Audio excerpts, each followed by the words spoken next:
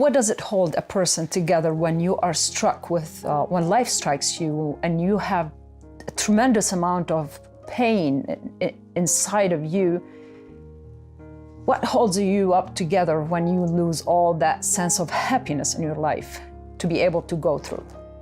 Well, well-established relationships with family, that can help support you. You know, that's the lesson of Noah's Ark, essentially, because Noah guided his family and mankind, for that matter, through the flood.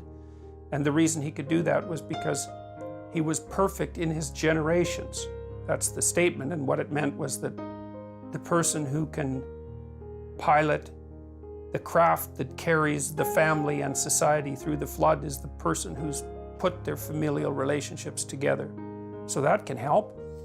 A productive activity, productive and meaningful activity, is very much useful for people. I mean, sometimes you can become so ill that all of those things are compromised. None of these things are necessary medications against the ultimate tragedy. People die, but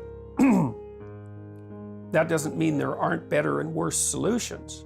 And having people around, having an intimate relationship that's based on truth and that has a strong foundation, and having a family that is aiming up and together and being ensconced in a community that you serve and that serves you back, and to be aiming at higher things, all of those are part of a protective structure that keeps you afloat when things get rough.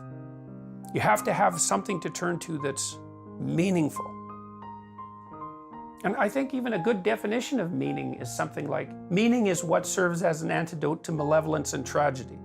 It's something like that. Yeah, the problem is, like, people interpret the word meaning in a million ways that sometimes it's not even meaningful. Well, they're not pessimistic enough in some sense, and that means they're not realistic enough. People don't think about how frequently in the future their life will be punctuated by tragedy and catastrophe. And so they don't prepare themselves properly for that.